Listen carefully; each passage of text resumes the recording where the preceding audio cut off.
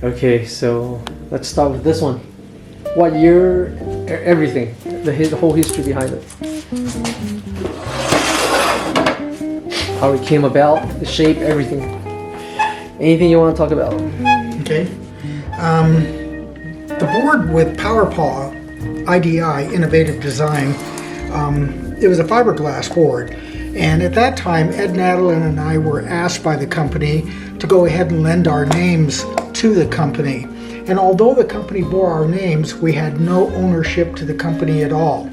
It was distributed by Bill Brown, and both Ed and myself never received any compensation for it.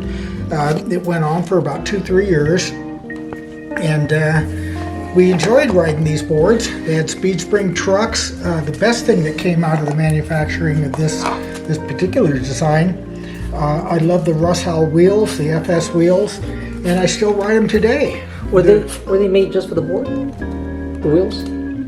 I think they were. Because I see them in a few of your setups. Yeah, they had this board, which was a fiberglass board. They had a wooden board also. Didn't much care for that one.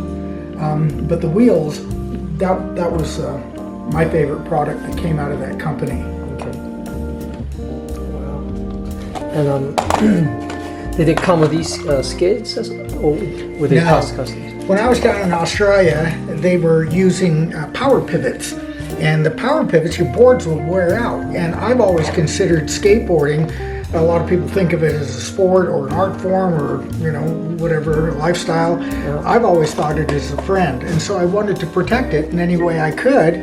And using skid plates, the power pivot was the best one that I had found at the time, because especially for spinning, freestyle, it was slippery, it didn't wear down, it held up real well. And so the power pivot they were on all my boards, but they came out of New Zealand. Oh, did they? Oh, wow. Now, the shape of the board, did you have any say in it? No. No? Nothing? Nothing. No, this is what we were given, and they were going to pole-treated fiberglass. I'd been riding homemade wooden boards up until that time, but they came out with fiberglass, and at that time, kickflips were becoming very, very popular. So having a very thin board like this was great for doing kickflip variations. Oh. And it was also, if you moved the trucks out and loosened up your trucks, it made a great slalom board. So it was universal for both freestyle and slalom. Do you remember when the kickflip was first done? Kurt Lindgren invented the kickflip. And I know recently I've seen a lot of posts on things, this is the list of tricks Rodney Mullen has invented. But a lot of those tricks, belong to other skaters. Kurt Lindgren for the kickflip. The old school kickflip. The handstand kickflip was Steve Day. The Ollie Belfam. The ramp Ollie, yeah. Yeah.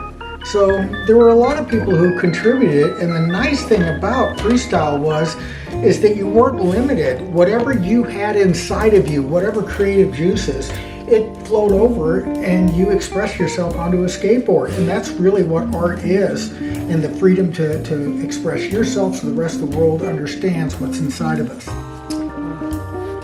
Now, when the kickflip was invented, did everyone pick it up pretty quick? Yeah. Because I see a lot of people doing it. Right. In fact, it changed one of the basic requirements for skateboarding freestyle. We had, balance tricks like wheelies. We had inverted tricks, handstands, spin tricks, inverted tricks like, the handstands. Mm-hmm. And then you had aerial tricks like the kickflip. So it became one of the 5 main components of a freestyle routine. I was going to ask you about fiberglass boards. Did they break easily? Not so much. They splintered, and then if you didn't take care of them, you'd get these fiberglass splinters in your foot. But by that time, a lot of us started wearing shoes. Before that, it was barefoot, and you'd put carpet on your board, and then we'd put resin and fiberglass and tried that. But the grip tape was really a nice breakthrough that made it a lot safer to skate. The grip tape, like what year was it invented? It was probably right around 1975. 75? Cool.